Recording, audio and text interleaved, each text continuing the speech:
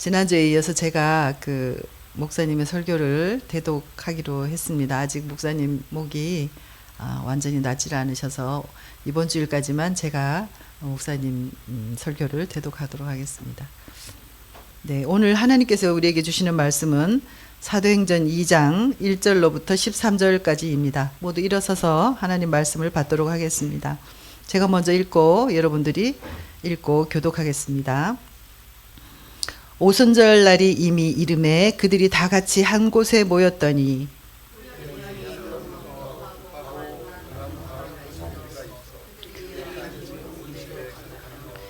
마치 불의 혀처럼 갈라지는 것들이 그들에게 보여 각 사람 위에 하나씩 임하여 있더니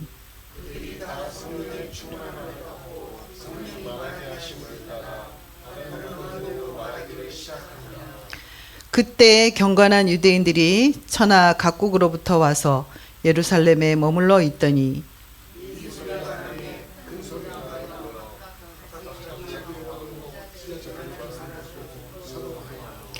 다 놀라 신기하게 여겨 이르되 보라 이 말하는 사람들이 다 갈릴리 사람이 아니냐.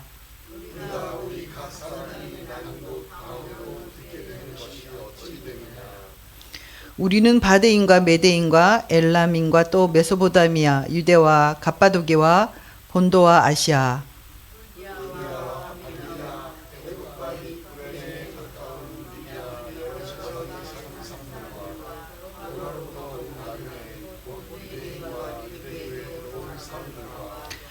그레데인과 아라비아인들이라 우리가 다 우리의 각 언어로 하나님의 큰 일을 말함을 듣는도다 하고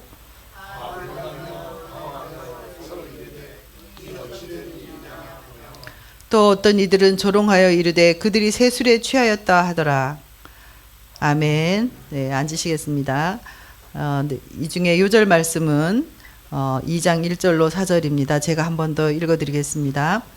오순절 날이 이미 이름에 그들이 다 같이 한 곳에 모였더니 호련히 하늘로부터 급하고 강한 바람 같은 소리가 있어 그들이 앉은 온 집에 가득하며 마치 불의 혀처럼 갈라지는 것들이 그들에게 보여 각 사람 위에 하나씩 임하여 있더니 그들이 다 성령의 충만함을 받고 성령이 말하게 하심을 따라 다른 언어들로 말하기를 시작하니라. 아멘. 네, 오늘은 한충원 목사님께서 성령의 감동을 받아 작성하신 설교문을 제가 대독해드리고 마지막에 저의 짧은 간증도 함께 하도록 하겠습니다. 하나님의 자녀요 백성인 우리에게 가장 큰 복이 무엇일까요? 하나님께서 항상 우리와 함께 하시는 것입니다. 그것이 임마누엘입니다. 우리가 생활 속에서 하나님의 함께 하심, 즉 하나님의 임재하심을 체험하는 것입니다. 우리의 사랑하는 자녀들이나 믿음의 형제 자매들을 위한 최고의 축복 기도는 무엇입니까? 하나님께서 항상 너와 함께 하시길 축원한다 일 것입니다. 여호와 하나님께서 모세, 여호수아, 다윗, 엘리야, 엘리사 등의 특별한 사람들과 함께 하셨던 것처럼 하나님께서 항상 우리와 함께 하신다면 이보다 더 큰 복이 어디에 있겠습니까? 그렇다면 눈에 보이지 않는 하나님께서 우리와 함께 하신다는 것은 무슨 뜻입니까? 또한 우리가 하나님의 임재하심 속에서 살아간다는 것은 무슨 뜻입니까? 성령님이 우리와 함께 하심을 뜻합니다. 하나님의 영이 우리에게 오셔서 우리에게 머무시는 것을 의미합니다.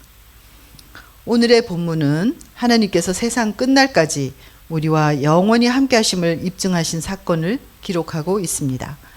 임마누엘이 완전히 성취된 사건입니다. 예수님이 승천하신 후 10일째 되는 오순절에 12제자와 120문도는 마가의 다락방에 모여서 성령님을 기다리며 간절히 기도하고 있었습니다. 그때 호련히 하늘로부터 급하고 강한 바람 같은 소리가 온 집에 가득하더니 불의 혀 같은 것들이 갈라지면서 각 사람 위에 내려앉았습니다. 그들은 다 성령의 충만함을 받고 다른 언어들로 말하기 시작했습니다. 이 세상에 없는 언어, 즉 방언들로 말했습니다. 예수님이 그토록 간절히 바라고 바라시던 성령님이 제자들에게 내려오신 것이었습니다. 성경은 삼위일체 하나님을 말씀하고 있습니다. 하나님은 한 분이지만 세 가지 역할을 담당하고 있습니다. 즉 아버지 하나님, 아들 하나님, 성령 하나님입니다. 아들 하나님은 예수 그리스도이십니다. 성령님은 아들 하나님이신 예수 그리스도 대신 이 땅에 내려오신 보혜사이십니다. 요한복음 14장 16절. 아버지 하나님께서 아들 예수님 대신에 이 땅에 보내주신 분이 성령님이십니다. 따라서 성령님은 아들 예수님의 영이며 하나님 아버지의 영입니다.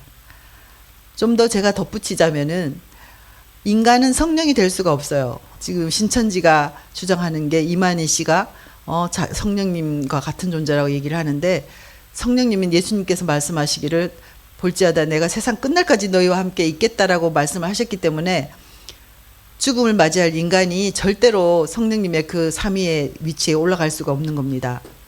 그 신천지에 속은 사람들은 이만희 씨가 마치 성령님과 같은 존재라고 그렇게 가르치고 믿고 있어요. 여러분들은 그런 미혹에 절대 빠지지 마시길 바랍니다. 삼위일체 하나님은 성부 하나님, 성자 예수님, 성령 하나님이십니다. 그 외에 다른 것을 말하면은 그것은 이단인 줄로 여러분들은 분별하시기 바랍니다. 성령님이 이 세상에 내려오신 날이 바로 성령 강림일입니다. 기독교회는 이 절기를 성령 강림절 또는 오순절이라고 합니다. 오순절은 숫자 50에서 유래된 말인데 예수님의 부활 이후 50일째 되는 날에 성령이 강림한 것이 그 유래입니다. 네, 예수님이 부활하셔서 40일 동안 부활체로서 제자들에게 나타나서 보이셨어요. 그리고 나서 제자들이 500여 명이 보는 데서 하늘로 승천하셨습니다. 그러시면서 성령님을 받기를 간절히 사모하라고 제자들에게 일러두셨어요. 그래서 그 후에 지금 10일 후에 그 예수님이 부활하시고 승천하신 그 10일 후에 오순절에 그 마가의 다락방에 120문도에게 이런 성령님의 강림이 일어난 것입니다. 네.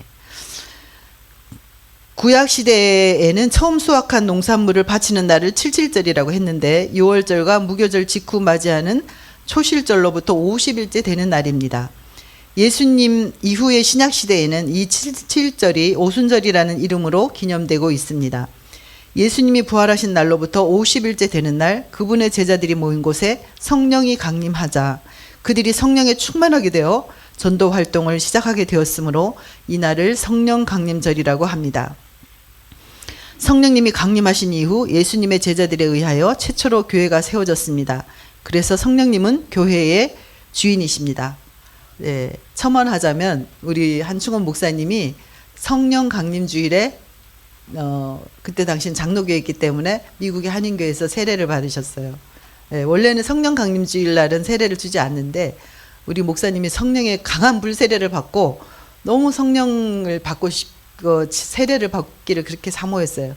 제가 세례를 너무 받기를 내 남편이 세례 받기를 되게 간절히 사모했는데 그때는 세례 받겠다고 하지 않더니 그 성령의 불같은 그 임재를 체험하고 나서는 너무 그렇게 막 담임 목사님한테 본인을 세례를 달라고 지금은 우리가 이제 침례교 목회자 되었지만 그때는 장로교를 다녔거든요. 그래서 막 그 세례를 달라고 목사님께 쫄라가지고 목사님이 너무 감격해가지고 왜냐하면 세례를 받아라 권해도 다른 성도들은 받을 생각을 안 하는데 우리 목사님이 그렇게 성령을 받고 변화돼가지고 세례를 받기를 간절히 사모하니까 목사님도 울고 또 세례를 베푸시는 목사님도 같이 막 울고 성도들도 다 울면서 세례를 받으셨던 것이 지금 기억이 납니다. 그 우리 목사님이 한인교회 다니시면서 부활절 때 그 성령의 강력한 임재를 체험했어요. 그전에는 그냥 교인이었어요. 그냥 성도가 아니었고 그냥 교회만 나오고 성령님이 그 안에 계시지를 않았어요. 그래서 종교인이었어요. 그래서 교회 안에는 두 부류가 있는데 종교인이 있고 성령 충만을 받아서 거듭난 참된 신앙인이 있어요. 그래서 여러분들은 우리 성도님들은 단 한 분도 종교인이 되면 안 됩니다. 네, 성령을 받아서 거듭나시기를 예수님의 이름으로 축원합니다. 네, 성령 강림은 예수님의 탄생과 똑같이 하나님의 인류 구원 역사에서 크나큰 의미를 갖습니다. 예수님의 탄생이 창조주 하나님께서 이 세상에 인간으로 내려오신 사건이었다면 성령 강림은 창조주 하나님께서 이 세상에 영으로 내려오신 사건이었습니다. 하나님께서 천지를 창조하실 때 수면 위를 운행하시던 하나님의 영, 히브리어 루아흐가 성령이었으며, 하나님께서 사람을 흙으로 빚으시고 그 코에 불어넣으신 생기, 히브리어 하이네쉐마는 영혼이었습니다. 그런데 사람이 선악과를 따먹는 죄를 범한 후에 하나님의 영 루아흐는 사람을 떠났습니다. 그 후로 하나님은 계속 사람들과 함께 하시기를 원하셨습니다.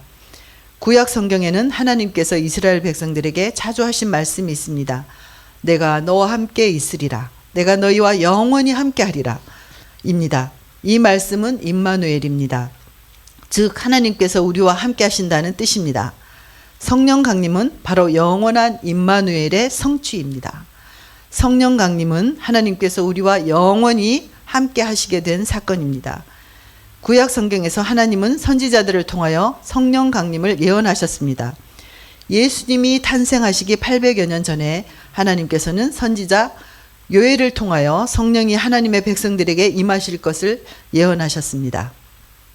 그 후에 내가 내 영을 만민에게 부어주리니 너희 자녀들이 장래 일을 말할 것이며 너희 늙은이는 꿈을 꾸며 너희 젊은이는 이상을 볼 것이며 그때 내가 또 내 영을 남종과 여종에게 부어줄 것이며. 요엘서 3장 28절로 29절입니다.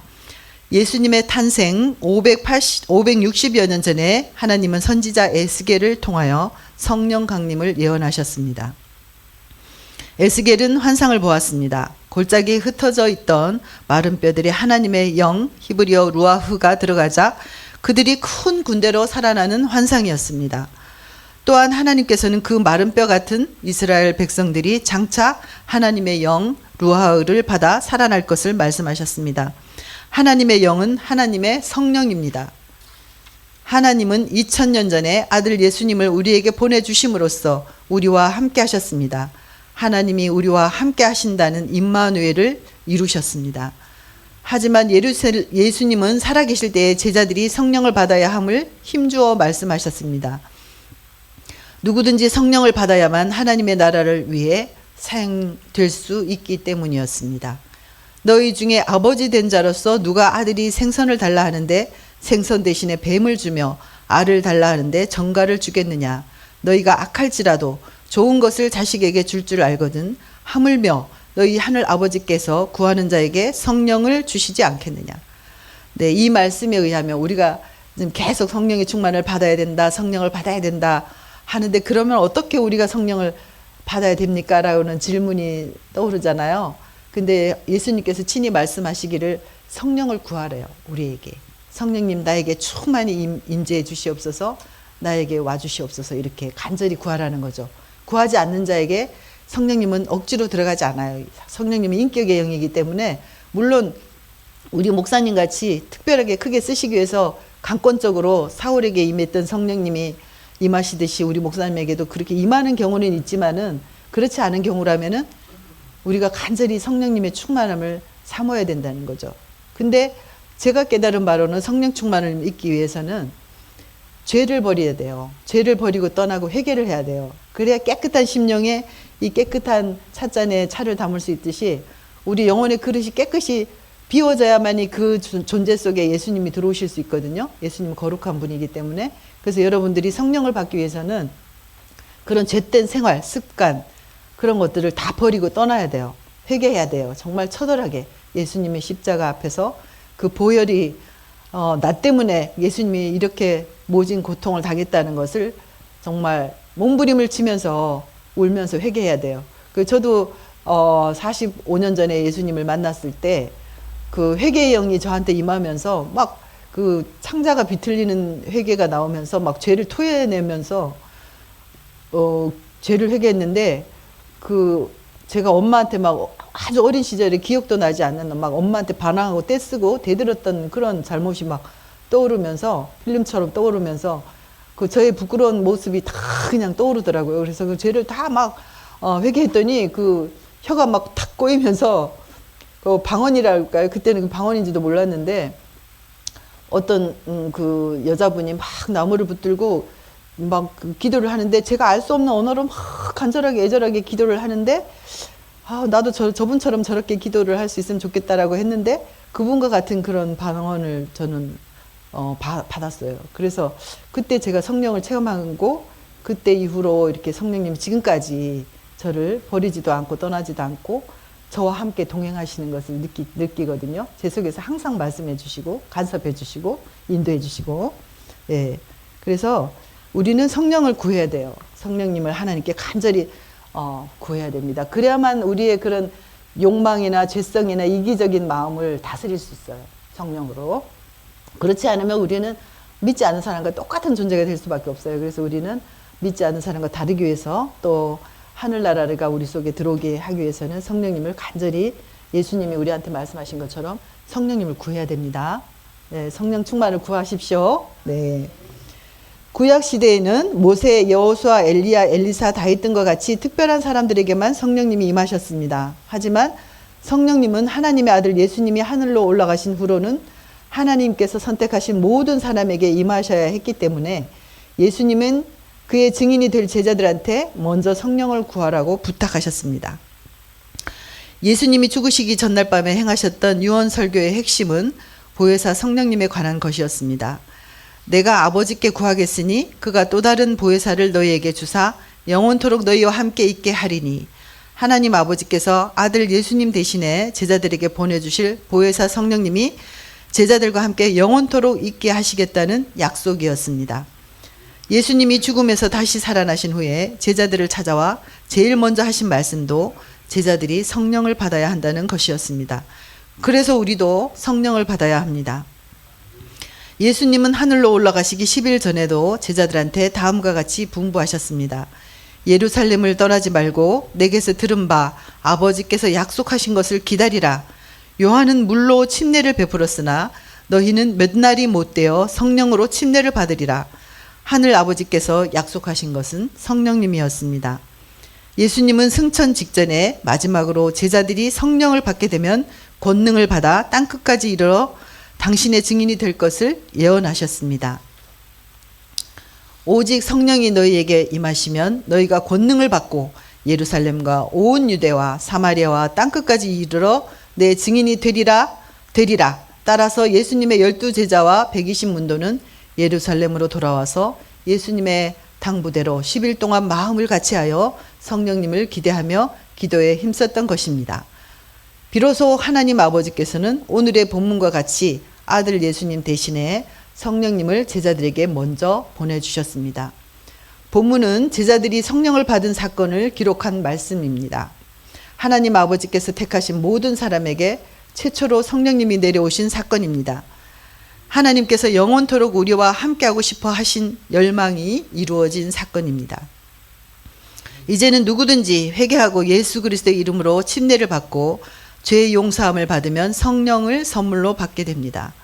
예수님이 우리를 위해 십자가에서 죽으시고 3일 만에 다시 살아나시고 하늘로 올라가신 은혜로 말미암아 우리는 성령님을 선물로 받게 되었습니다. 우리의 인생에서 성령님만큼 큰 선물이 없습니다. 성령님께서 우리의 인생을 전적으로 책임지십니다. 우리는 성령님께 순종하기만 하면 됩니다. 하나님께서 성령님으로 우리와 함께 하시는 임마누엘만큼 큰 복이 없습니다. 여쭤보겠습니다. 우리 성도님들은 이렇게 고귀한 성령님을 마음속에 모시고 있습니까? 네. 자, 제가 이제 주님의 우리 목사님을 통해서 주신 이 성령님이 강림 사건을 여러분에게 대신 전달했는데요. 제가 경험한 성령님에 대해서 여러분에게 간증을 짧게 나누고자 합니다. 사실 저는 성령님이 제 속에 들어오시기 전에는 본성적으로 저는 굉장히 이기적이에요. 저밖에 몰라요. 그리고 사랑도 별로 없고 저 자신조차 사랑할 수 없는 그런 존재였어요. 사실은 열등감도 많고. 그런데 성령님께서 제 안에 들어오시니까 그때부터 저에게 지금까지 해주신 게 뭐냐면 제 존재의 가치를 일깨워 주셨어요. 성령님께서 항상 너는 내 소중한 딸이야, 내 사랑하는 딸이야.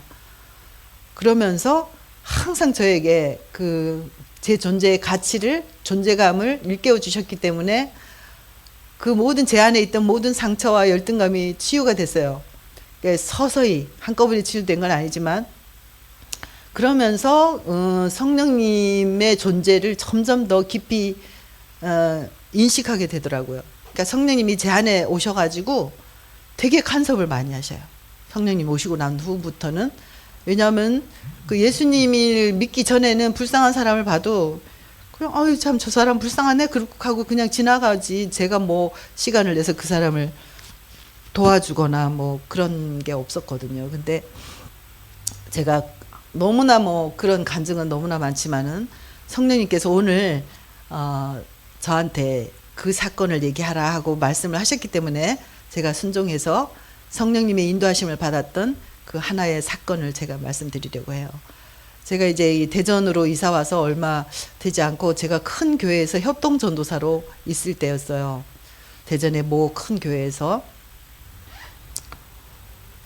제가 이제 5살 때부터 후원해 왔던 아이가 있었는데 여자아이였어요. 근데 그 아이가 이제 자라서 성장을 해서 야간 여상을 다녔어요. 낮에는 와이셔츠 봉제 공장에서 일을 하고 이제 밤에는 야간 여상을 다니면서 공부를 했던 참 귀한 친구였어요. 근데 그날따라 비가 약간 부슬비가 오는 날이었는데 성령님께서 그 고아 소녀를 찾아가서 네가 가서 밥이라도 한 끼 사주고 오면 어떻겠냐 이런 마음을 주시더라고요. 그래서 점심시간을 이용해서 그 친구 이름이 옥미인데 그 옥미를 찾아가서 밥을 사주기 위해서 그 서부터미널, 이제 대전의 서부터미널 근처에 그 와이셔츠 봉제 공장이 있었어요. 그래서 거기를 갔어요. 찾아갔어요. 그 친구를. 그랬더니 아우 그 어린 소녀들이 막 끊임없이 그 재봉질을 하고 있더라고요. 그래서 아 옥미야 내가 너 주님이 너 점심 사주라고 해서 왔는데 그랬더니 아유 선생님 저 말씀은 고맙지만 점심시간이 너무 짧아서 그러니까 아이들을 하루 종일 일을 시키면서도 점심시간을 겨우 30분밖에 주지를 않더라고요. 데리고 나와서 밥을 사주려고 했는데 그래서 결국 못 사주고 나와서 이렇게 지금 이게 몇 년 전의 이야기냐면 거의 한 30년 전의 이야기거든요. 그래서 지금도 제가 뚜렷이 기억이 나요. 그래서 이제 이렇게 공중전화 박스, 지금은 공중전화 쓰는 사람이 거의 없지만 그때는 이제 공중전화가 있었는데 공중전화 박스 옆에 웬 할머니가 웅크리고 앉아서 비를 맞고 웅크리고 앉아 계신 거예요. 그래서 저도 뭐 그 할머니가 무슨 제가 관심이 있겠습니까? 그래서 그냥 지나쳤어요. 그 할머니를. 그랬더니 제 안에 있는 성령님께서 야, 너 왜 그냥 지나치냐? 저 할머니한테 다가가라고. 그래서 저는 이제 여러 번 그런 경험을 했기 때문에 그 할머니에게 다가갔어요.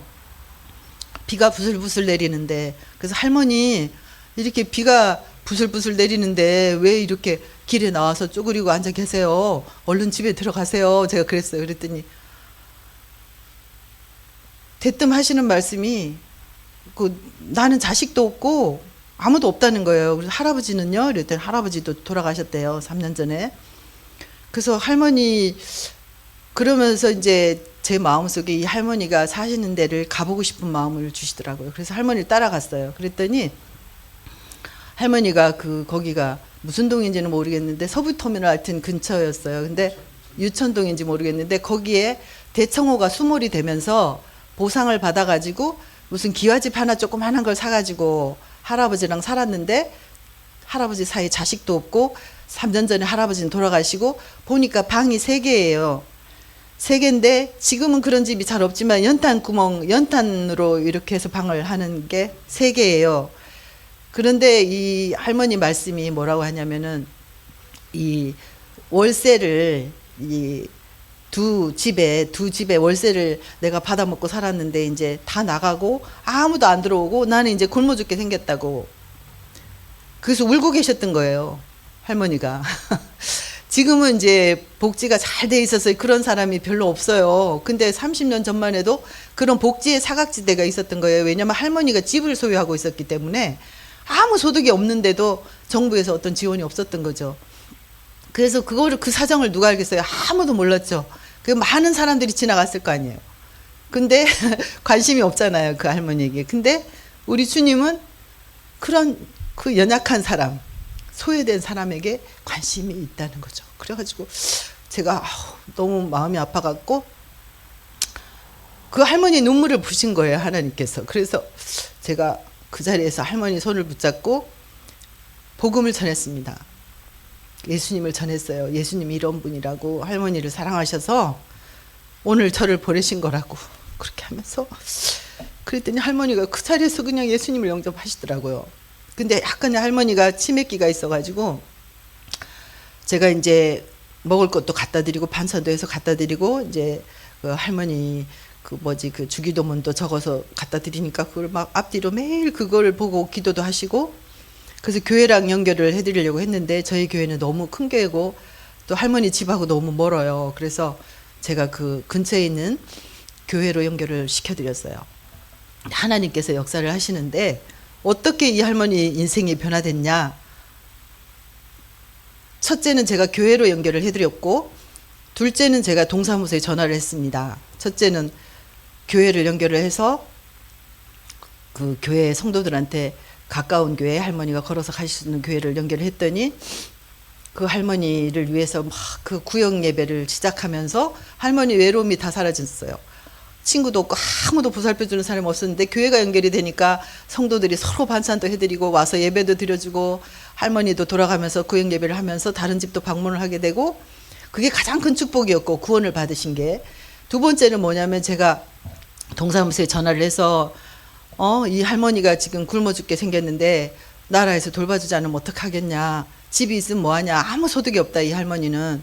이제 그랬더니 동사무소에서 나와가지고 제일 첫 번째로 해주신 게, 그때까지 할머니가 이렇게 펌프를 해서 이렇게 수도가 들어오지 않고요, 그 펌프질을 해서 물을 드시더라고요. 근데 할머니가 이제 하기 힘들잖아요. 근데 35만 원을 들여서 시에서 수도를 놔주시고, 예. 그래갖고 할머니가 이제 또 그 지금 나오는 기초수급자한테 나오는 돈을 또 그때 당시 할머니한테 또 지급을 해드리고, 매달 그 교회가 연결이 돼서 할머니는 완전한 구원을 받으셨어요. 영혼도 구원 받으시고 삶도 그냥 확 그냥 열리고. 그래서 제가 이제 그렇게 된 거를 보고 나서는 그 할머니에 대한 소식을, 그 후로는 제가 이제 다른 일 학원으로 바쁘고 몰랐지만은 안심이 되잖아요. 교회랑 연결이 됐고 또 시에서도 이렇게 지원이 가게 됐으니까. 그래서 하나님께서는 이렇게 한 영혼에 대한 사랑이 극진하시구나, 이렇게 소외된 영혼에 대한 관심을 갖고 있는 분이 바로 예수님의 영인 거예요. 그 성령이 오셨기 때문에 뭐 제가 착하고 제가 잘나서 절대 한 일이 아니거든요. 그냥 저는 성령님의 음성에 그냥 순종했을 뿐이에요. 근데 주님께서는 한 인생을 그렇게 변화를 시킨 거죠. 그래서 제가 그때 그 일이 있고 나서 어떤 경험을 하고 나면 하나님께서 제 마음속에 그게 각인이 됐다가 나중에 그걸 시로 쓰게 하시더라고요. 그래서 제가 오늘 그 비 내리는 서부 터미널이라는 그 시를, 그때 썼던 시를 여러분에게 들려드리고 설교를 마치도록 하겠습니다. 간증을 마치도록 하겠습니다.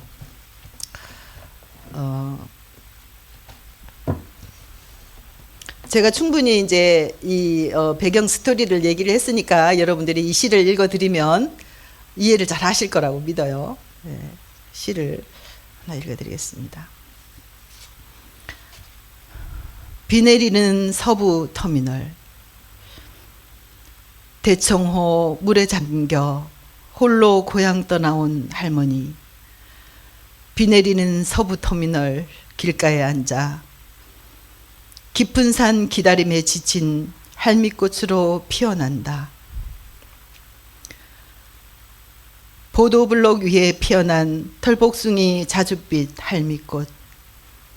비에 젖어 주름진 이마가 젖어 자궁 안에 어린 것 하나 깃들지 못해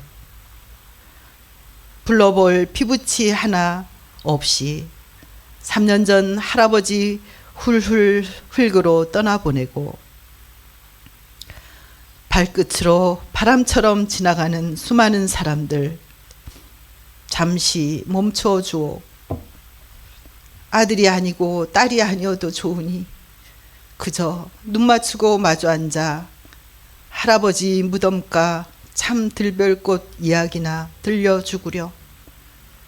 비 내리는 서부 터미널. 보도블록 위에 젖고 있는 할미꽃 기울어진 기둥이요. 네, 이 할머니의 그 처절한 그 외로움과 아픔, 그것을 제가 시로 남겨놨더라고요. 근데 그 후로 이 할머니는 이제 새로운 인생을 찾았기 때문에 더 이상 이제 슬프고 외로운 할머니가 아니었어요. 그래서 우리가 이 성령님의 인격을 우리 안에 모시면은 요한일서인가요? 거기 보면은 우리가 하나님을 본 사람 없을 때 우리가 사랑하면 하나님 볼 수 있다고 하잖아요. 그래서 저는 이렇게 연약한 사람들을 긍휼히 여기시는 하나님의 그 인격을 느끼면서 하나님께서 이런 소외된 영혼을 사랑하실 적에는 또 나 자신은 얼마나 사랑하실까, 이런 걸 느끼거든요. 그래서 여러분들도 마음속에 정말 그 품고 성령님이 내 마음속에서 이렇게 권고하는 영혼이 있어요.